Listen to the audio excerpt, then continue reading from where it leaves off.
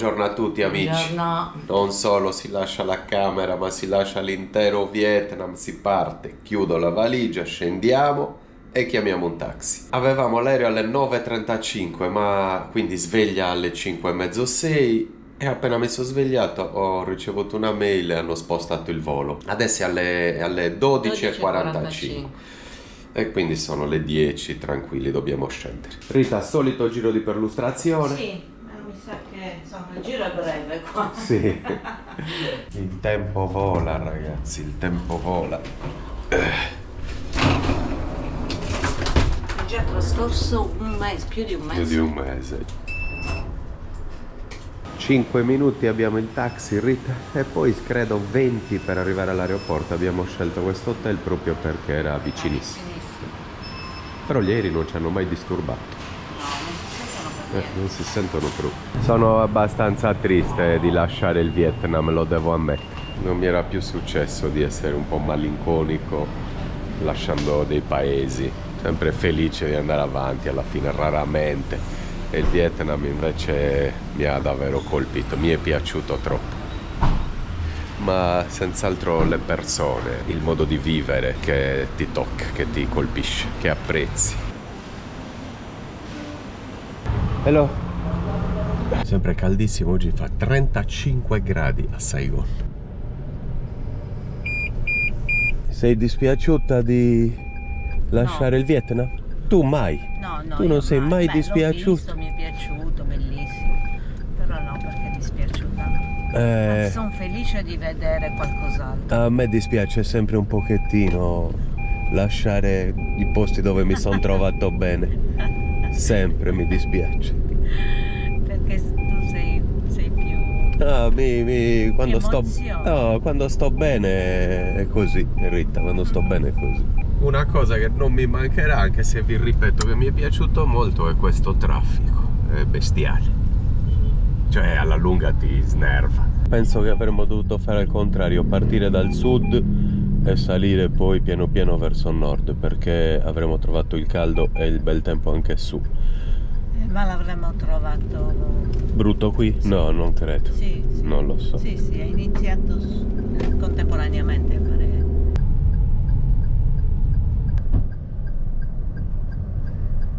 Adesso ragazzi dobbiamo capire dove dobbiamo andare. Aeroporto gigantesco sicuramente di Saigon, ma lo scopriremo. Controlli superati, gate 15. Ci siamo. Ci siamo. Sempre un po' di problemini e ci sono sempre cosette che non vanno bene, però andiamo avanti. 15-16. Cosa ti hanno dato, Rita? La 7-Up. La 7-Up è un dolcetto. Ah sì? Un dolcetto, un dolcione. Ti va bene? Un croissant al cioccolato. Ti va bene? Non è andato, ti va bene. Ti va bene. La lacrimuccia. Lacrimuccia, nuovi Ciao, orizzonti. Ciao Vietnam. Ciao Vietnam. Nuovi orizzonti, Rita, non ci fermeremo mai. No, per adesso no, poi si vede. Siamo qui? Sì, Devo mettere lo zaino sopra. Abbiamo il nostro cibo. Il nostro cibo, questo è il tuo. Quello è il mio, io ne ho il doppio perché mi hanno visto che sono più goloso. Che sei un goloso. Paninetto e aranciata. Poi ho un altro paninetto e un succo di mango. Buono quello, ma sono dolci. Anche il mio? Il mio sì, no, il tuo no. Ah, meno male. Addio o arrivederci Vietnam? Io credo arrivederci perché è tanta roba.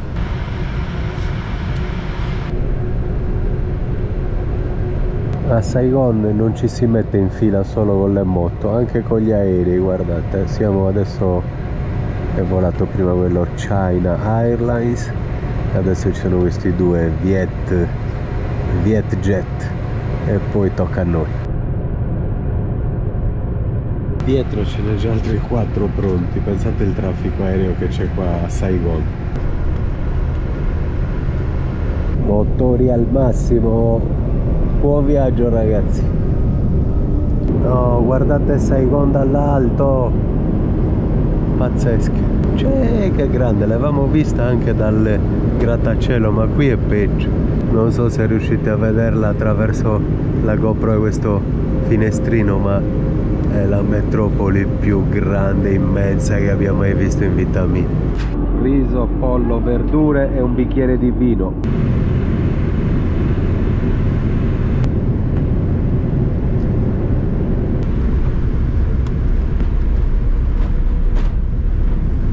Oh, là che siamo arrivati. Sveglia.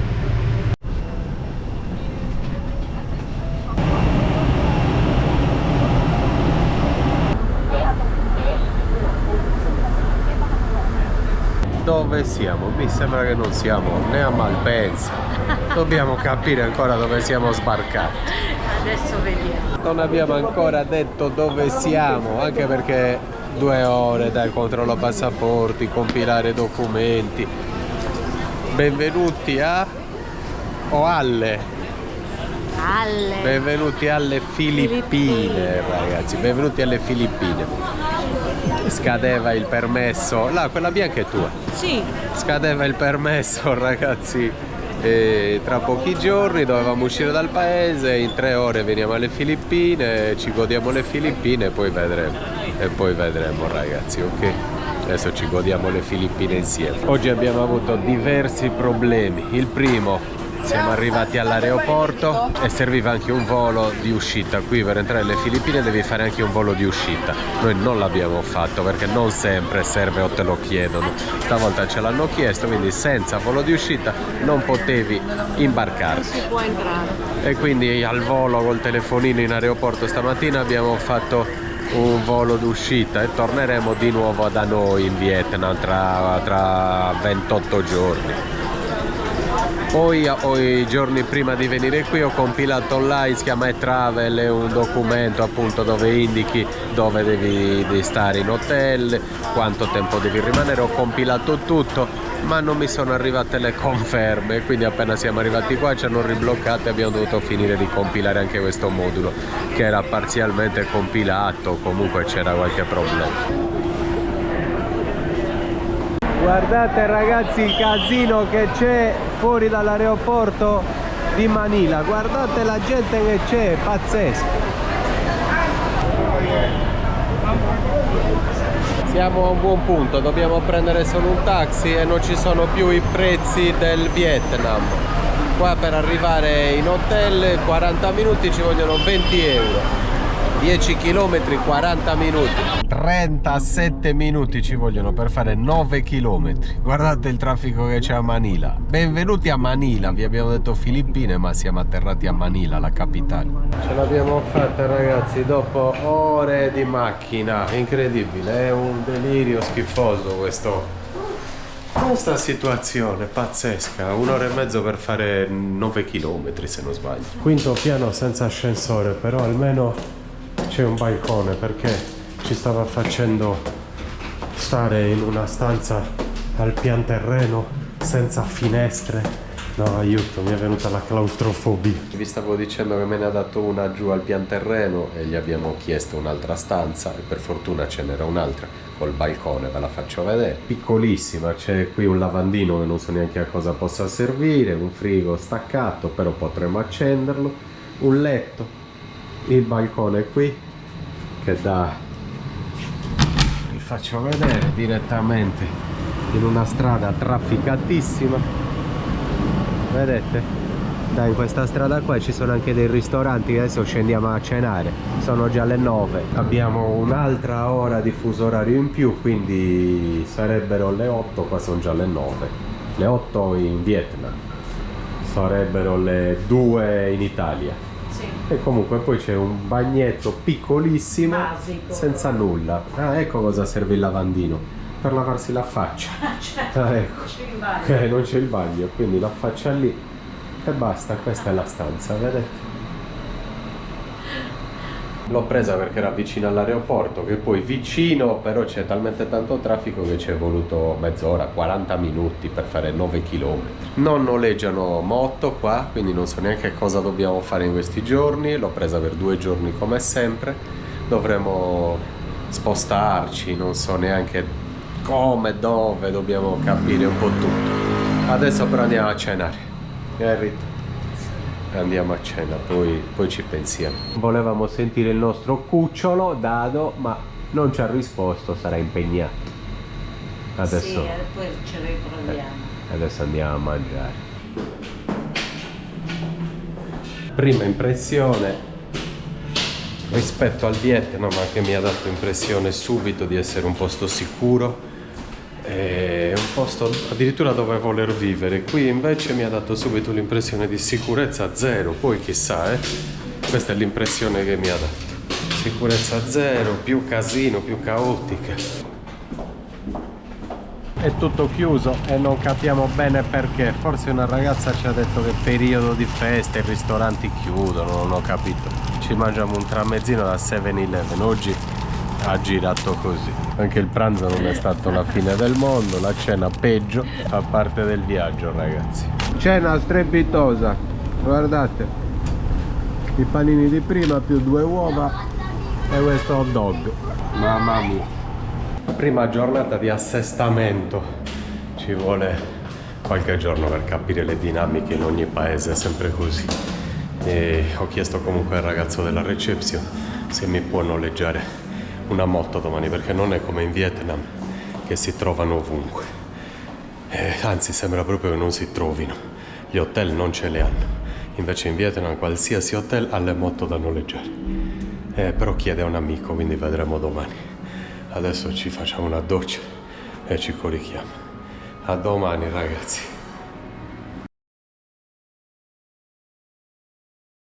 Buongiorno a tutti amici. Primo risveglio nelle Filippine, a Manila, capitale di 15 milioni di abitanti, con l'Interland, diciamo. Giornate bellissime, guardate, ci sono 30 gradi, sono le 7 del mattino, è fantastico svegliarsi qua. Dobbiamo solo capire come muoverci, ma ci organizziamo subito, appena metto il becco fuori, non ci vuole niente, devo solo capire 2 cose.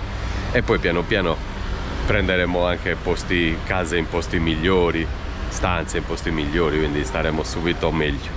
Ma comunque, se Rita sta facendo la doccia, è prestissimo, ve l'ho appena detto, me la faccio anch'io e si esce subito alla scoperta della capitale, ragazzi.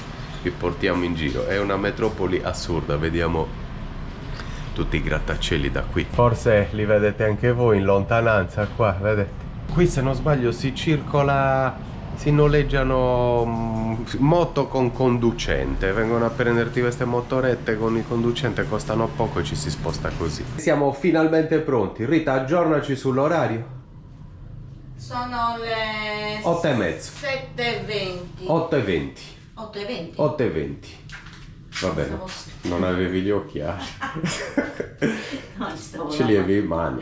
Mi stavo lavando.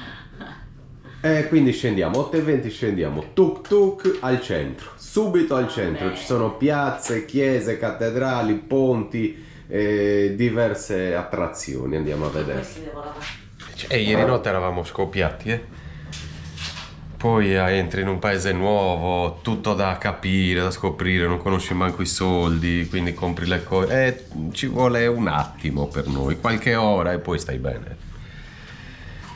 Vediamo cosa abbiamo da vedere. L'abbiamo cercato ieri. Innanzitutto una piazza, mi sa che si chiama Piazza Roma. Poi ci sono, siccome sicuramente le Filippine sono state colonizzate dagli spagnoli, vero Rita? Sì. E quindi ci sono forti spagnoli, bastioni, ci sono... in Spagna. C'è appunto tanta roba spagnola, a noi la Spagna piace, andiamo a vedere, dai. C'è un tuk tuk qua, ragazzi, vediamo se ci porta al centro, non ne ho idea. Good morning. Questi tuk tuk forse non fanno un tragitto così distante. Piazza Roma è a mezz'ora da qui, non lo so se ci vanno. Adesso ne fermo un altro e glielo chiedo. La situazione è più difficile del previsto perché queste macchinine girano solo nel quartiere, non vanno fuori. E Plaza Roma dista da qui 32 minuti, 16 km. C'è un problema, ragazzi. Il primo qui nelle Filippine: nessuno noleggia moto e stiamo faticando per trovarne una. Chiedono patente filippina. Io ho la patente italiana e internazionale. Vediamo come va a finire. Comunque è passata mezz'ora e siamo ancora sotto l'hotel e non si sblocca nulla. È al telefono da un quarto d'ora. Siamo riusciti a noleggiare una moto, ragazzi. Stiamo partendo per il centro di Manila a visitare le cose più importanti e domani lasceremo questo hotel. Una trattativa di un'ora e mezzo. Pronta, Rita? Sì, mettiamo Andiamo. Siamo riusciti a noleggiare la moto. Vogliono un sacco di soldi qui, ne voleva ancora di più, ma ho trattato, ma non per altro perché è eccessivo. Comunque adesso la stiamo già pagando intorno ai 17 euro al giorno, anche di più, forse 18 euro al giorno. Gliela devo riportare stasera.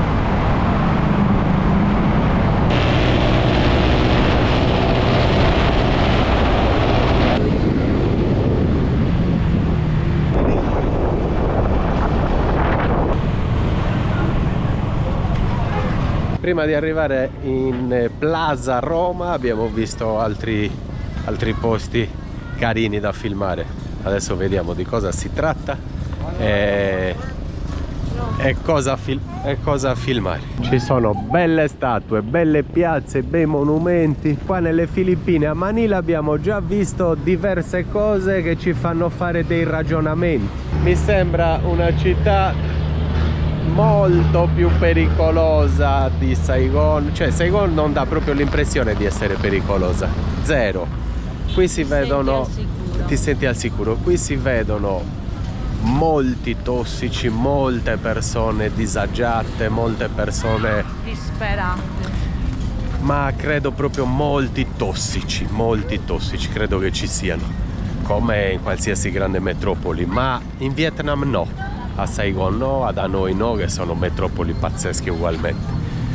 Ed è pieno di polizia qui, infatti. Io in Vietnam non ne ho mai visto, forse non serve, forse il comunismo, il loro modo di vivere e il loro modo di amministrare è diverso. Le persone sono... e poi sono tutte sorridenti, sono... non lo so, adesso ci siamo poche ore, ci siamo un giorno, però vediamo molta povertà, molta gente che elemosina. molta tristezza. Bisogna stare anche molto attenti sicuramente alla borsetta e tenerla davanti. Comunque, detto questo, che è un'impressione, nessuno me ne voglia, nessuno, è un'impressione che ho avuto immediatamente, quindi vi racconto anche le mie impressioni, chiaramente.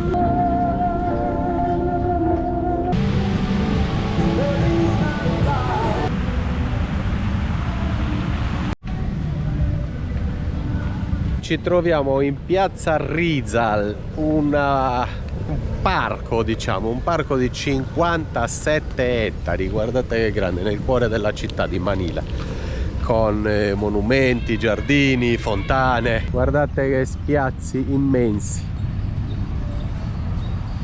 Una cosa che noto qui nel centro, qui in questo parco immenso, è la pulizia estrema. E se si pensa che ci sono 15 milioni di abitanti, una pulizia così è davvero particolare. Infatti è pieno di operatori dappertutto. Vedete quanti ce n'è? 2, 3, 4, 5, 6, 7, 8. C'è una squadra di 10 persone che puliscono. Vedete che è tutto curato, impeccabile, non c'è una cartina per terra. Mentre venivamo in moto abbiamo attraversato delle gallerie,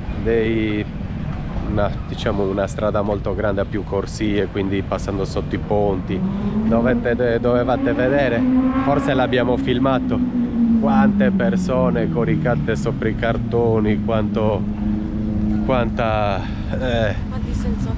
senza tetto, quanta disperazione abbiamo visto mentre raggiungevamo il centro. Sembrava di essere, non so se avete mai visto dei video che circolano in rete di Filadelfia, un po' di zombie, un po' di persone veramente disperate. Qua c'è un palo alto chissà quanto con la bandiera delle Filippine che sventola. Qua altri operatori, guardate, che curano tutto, guardate l'erba com'è perfetta. Si chiama Parco Rizal, non Rizal come dicevo io. Comincio a sbagliare le cose, poi ragazzi piano piano mi correggo e vi aggiorno. Si chiama José Rizal, che è simbolo dell'indipendenza e delle Filippine. È stato recentemente ristrutturato per preservare il suo patrimonio culturale e migliorare l'esperienza dei visitatori.